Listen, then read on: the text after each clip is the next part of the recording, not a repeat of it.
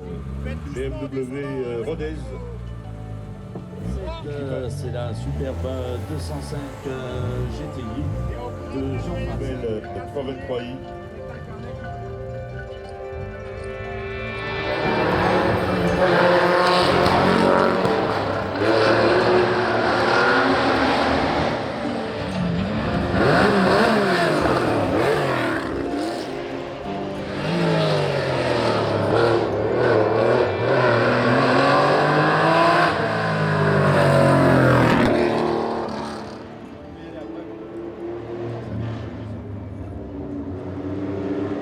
À l'arrivée, Nicolas Leroy Floréo et sa Carrera RSR.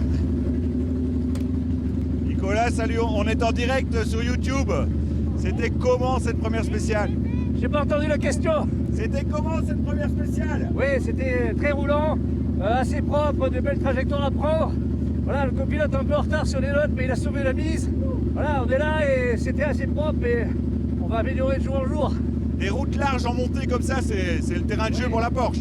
Ouais, quand on a 320 chevaux, c'est clair que ça aide. Et c'est pas de trop. J'aurais eu 400 chevaux, ça aurait été encore mieux. Vous avez l'air épuisé. Ouais, ouais, je manque un peu d'entraînement sportif. Et les 6 kilos en trop, là je suis en train de les sentir grave. Allez, à plus tard.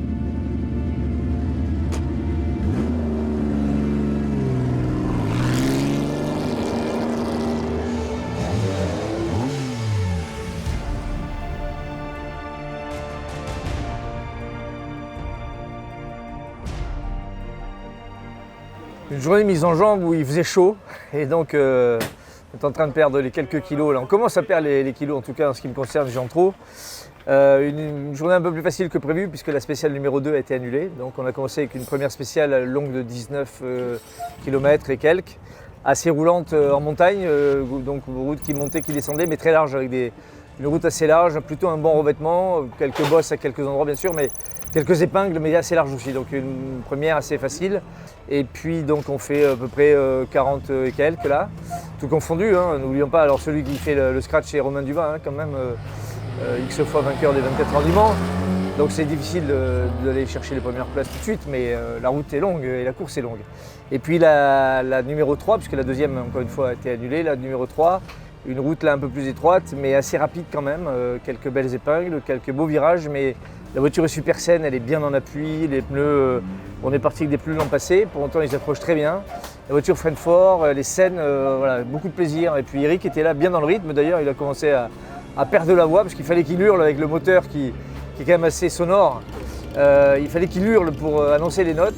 Voilà, donc on est ce soir en point 37 au général, donc mécaniquement on a gagné 2 places par rapport à notre départ, et puis 37 au général, mais il y a au moins une quinzaine de J2 devant. Donc je crois qu'on est 15e en VHC, voilà, il ne faut pas se réjouir, hein.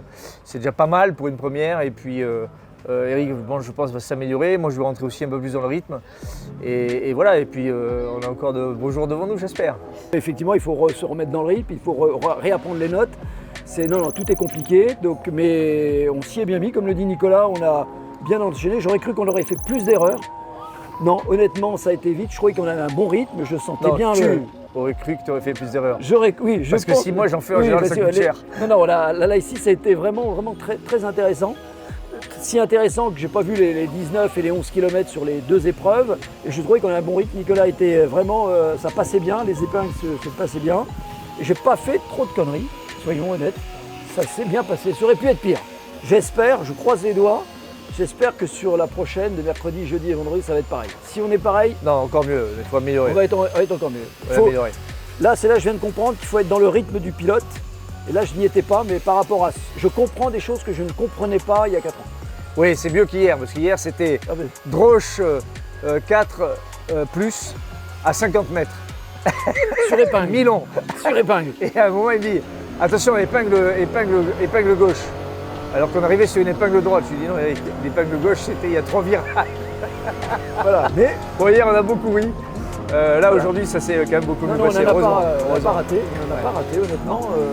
Voilà, on a vu la 037 qui est magnifique aux couleurs Martini, voiture que j'ai la chance de posséder. On a vu qu'elle était déjà en panne. Moi qui disais Eric, je rêve de faire le Tour de Corse avec cette voiture, mais c'est des voitures très fragiles. Celle-là, elle était refaite à neuf. Et elle est déjà, on l'a vu déjà sur le bas-côté, à la première spéciale, dans la spéciale, déjà sur le bas-côté. Donc il lançait à 0,37, c'est beau, mais quand t'as pas une usine, quand vous n'avez pas une usine derrière vous pour la maintenance, je crois que c'est compliqué. La Porsche, ça reste un outil fiable, efficace. Ouais. La Porsche, c'est un vrai couteau suisse en fait. Et celle-là particulièrement, hein, rappelons que c'est Guy Fréquelin qui l'a mise au point. Donc en termes de châssis, elle est remarquablement équilibrée, elle freine fort, elle s'inscrit vraiment dans le virage. Vous avez vu comme on a un gros derrière, hein. Malgré les sacs à dos avec le moteur, on n'a pas d'inertie, on n'a pas tendance au survirage violent. La voiture s'inscrit bien dans le virage et puis quand elle commence à glisser, on la sent, on sent qu'elle téléphone un peu, qu'elle rip un petit peu.